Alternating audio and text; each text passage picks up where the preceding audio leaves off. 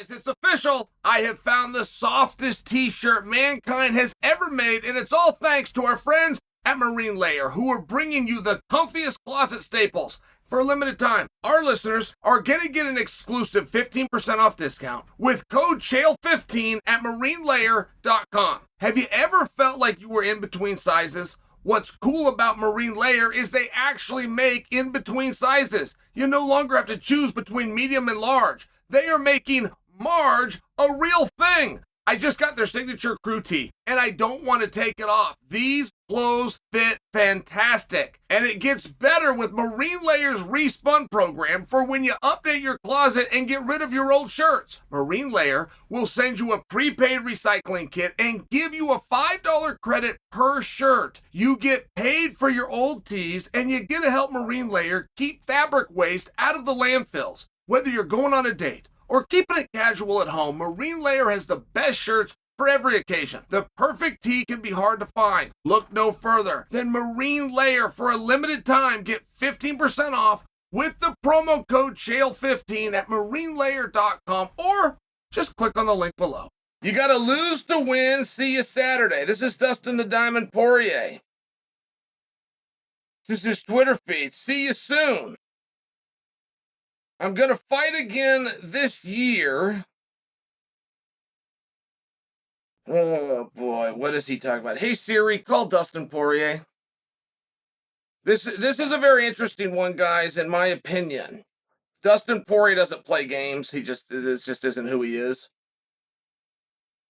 He doesn't try to sell things. He's actually spoke about that. He doesn't believe in it. If Dustin Poirier says he's fighting this year, he's fighting this year. But he's also being coy about who it's about. So this might not go well. He might send us to voicemail, or he might just blow off the question if we reach him. But he's pretty good at answering his phone, and he's really good at returning phone calls. There's a rumor. Dustin Poirier versus Nate Diaz. I believe the rumor. Hey guys, leave my dad a message. He's busy. Oh, see, now that's very cute. That was very sweet. All right. He's good at calling back. I'm going to keep my phone up here. We'll see where this goes. But I caught my producer Ryan off guard here. We're going over some topics. It wasn't this one. I went to Twitter. I like to scan Ariel Helwani's Twitter page. I used to be able to steal ideas from him, but now he said, I'm into soccer and I'm into basketball. Look at this guy throw darts, and I'm a cool guy. I don't do any of those things. All right, but here's the point. As I'm on Twitter, I see this thread from Dustin. And I told you a couple that it said, but I could keep going. Like, Dustin really had some fun with the audience. And he says, see you soon. But prior to that, he did say, and this is the only clue he gave us this year. One of those tweets, if I would have scrolled down and found it, does say this year. Coming from Dustin Poirier, that means he's fighting this year. So, we should call Tiki. Tiki manages Dustin. We should find out what's going on here. Now, but hold on, guys. Because finding out and breaking news, I can do that on social media. But again, I'm not that guy. If I had information that would be like breaking news, I would send it to Ariel or Ramonde or Akamoto. I'm not that guy. That's a kind of guy. But that's their lane, right? I like to speculate. I don't know that I would want to have the answer right now. And I'll tell you why. If Dustin Poirier says he's fighting this year, he's fighting this year. That you can go and take to a headline. If Dustin Poirier says that he's fighting, it also means that he has an opponent. And if Dustin Poirier is coming out and teasing and dangling, it's because he's got something he wants you to know, but he's been sworn to secrecy. And when you think about a fight for Dustin Poirier, there's not very many. There's not. I mean, there's massive ones. Dustin can go and do whatever he wants. I'm talking about guys that could get on the docket with him. I'm talking about the prettiest girl in school. Like, for sure, she's going to the dance. The question is, who's she going to let accompany her? And I bring it to that from that perspective because Dustin never agreed with a statement made by Justin. Justin said, you are my favorite fighter. Let's agree to never fight again. Now, that's as close to kindness as you're going to get from UFC Gaethje. That's as close to sportsmanship as you're going to get from UFC Gaethje. That's as close to a compliment as you're going to get from UFC Gaethje. It's a big deal that Gaethje said this. But he also said it in the moment where we don't judge anybody. We can't give a guy credit, but we can't give a guy a criticism. Right after a fight, there is a high, you're high on relief. And the other guy, you can't judge him either. You're down. You're not yourself on disappointment, right? And I'll take that. You want to talk about Dustin? I'll take that back to his fight with Conor McGregor where he's on the canvas and he's talking about the DMs.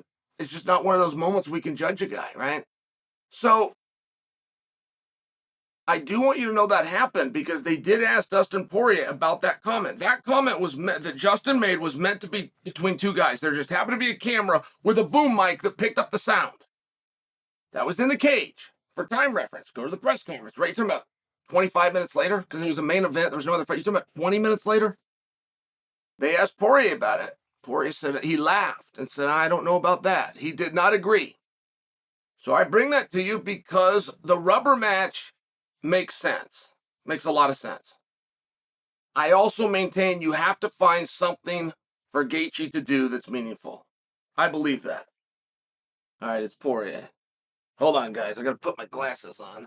I don't like you to see me in my glasses, and I don't like you to see me squint. How do you like that? All right, it's Poirier. Hold on.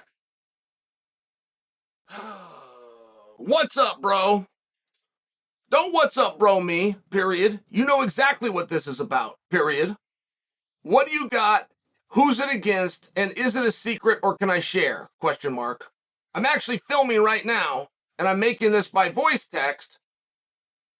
But if it's a secret, I won't read your response out loud, period. All right, full disclosure for him, right? What more can I do? So, hold the thought on Gaethje. See, I think it's important you find something for Gaethje to do. I don't like the premise that we have three number one contenders at the same time, which is what we have right now at 155 pounds. Okay? We got Charles Oliveira, who's got a signed contract. That makes him the number one contender. We got Justin Gaethje, who after winning the BMF belt said, I'm fighting Islam next. Islam's a 4-1 favorite over Charles. But all Justin's doing is calling dibs on that fight. However, I think the parity helps him. I think if he draws into Islam, that helps him. Problem is Islam, or I apologize, Alex Volkanovski was told, and we were all told that he was told, like this wasn't a secret. You win your next fight, which is against Yair Rodriguez, and he did. And Islam wins his next fight. You guys match up next. All right, I'm about to go to it. We might have the answer here, but I want to get my thought out before we do have the answer. I don't think they want three number one contenders. We've never had a time in the sport where we have that. I think at 170 pounds, we have two right now. I think. I know it's Colby, but I believe Mohammed, for doing the short notice fight against one of the most dangerous guys in Gilbert Burns, I think that he's the number one contender. I think that Mohammed is sitting out and waiting. And I don't know how much of that we want in this sport. So now you take that situation and you add a factor of it. So you take players off the board. You find something for Gaethje to do. So Gaethje's the meaningful guy, but he's actually not my prediction. You want to know my prediction? It's Nate. Nate and Poirier got a history that never got resolved. And I think Nate, after getting a feel for promotion, of which he did a great job, they did some really incredible numbers, but after getting a feel for it, I think he realized, you know what? When it gets to crunch time, it's hard to do both. I want to just focus on the fight, and I think maybe he saw that the UFC took care of a lot of those things that he didn't know what was going on. And I actually get that from Nate. Nate had made a comment at a press conference. Nothing at all like what I just said, but it was still my interpretation from it. All right, let's go to Poirier and see if we can get an answer here. But here, I'm going to give you my prediction, and that's a wild one. Telling you, predicting Nate Diaz. You want to know why this is so wild and why this is so difficult, guys? There's no dates left. You're not going to convince me that these guys are going into a co-main event spot. I don't care if Poirier's coming off a loss. You're not going to convince me he's going into a co-main event spot, but he might be. I'm hearing rumblings from within the UFC that there's not a complete confidence that Jones and Stipe. I'm hearing reports that there's a desire to beef up that card. I'll put it that way. All right. Oh, Poirier sent me 3 of them. All right. I got to read it first because I told him I wouldn't read it. So I got to read it first to make sure he gives me permission. Oh, I'm finishing up a run right now. That's why I didn't answer the phone. Whoa, that's a blow off. I mean, that's a response. That's a response blowing you off. Right? That's a response blowing you off. Oh, and he gave me an LOL. All right, so he's admitting. The LOL means he's admitting that he blew me up, but I can read that to you guys, right? I told him that I was here and that I would read it unless there was private information. And LOL and I'm on a run, that's not private info. So I've got to say that, right? I need Dustin to know that he can trust me while I'm reading his messages here. So, I mean, what do you guys make of it? Right? Nate's a huge call by me. That's a ridiculously big call by me, considering we don't know what Nate's going to do, and a rematch against Paul in box is on the table, not to mention a rematch against Paul in MMA is on the table. For him to walk away from that, walk away, all the numbers, I mean, right, like Nate's tough. Nate doesn't play around, man. You talk about a guy that knows his worth. Oh, and by the way, is right. A guy knowing his worth when, how much money can I get versus what am I worth? Those are 2 very different questions. You got a guy that's willing to lose money. That's a different question. Got a guy like Nate Diaz that wants a guarantee, but he also wants to come in on the back end to make sure you get a nice big check, and then he gets a little piece. I mean, in all fairness, right, Nate does business the right way, but it's a big prediction by me. I mean, that's a very big prediction. I say that because if I get this right, I want you guys to give me a ton of credit. It's just a guess, but here's my other side of it, right? I'm banking everything I'm telling you on the premise that Dustin Poirier has never effed around with us. Never. Never. Zero. Never has he played a game with us.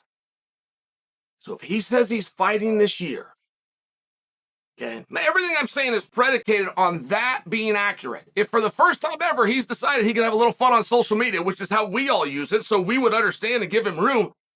If he did that, then everything I said goes up in smoke. But if he is fighting, where? I mean, most importantly is where, because we've only got 1 date left on a pay-per-view that doesn't have an established main event. That's December. Now, that is being held, right? There's a place setter put on that.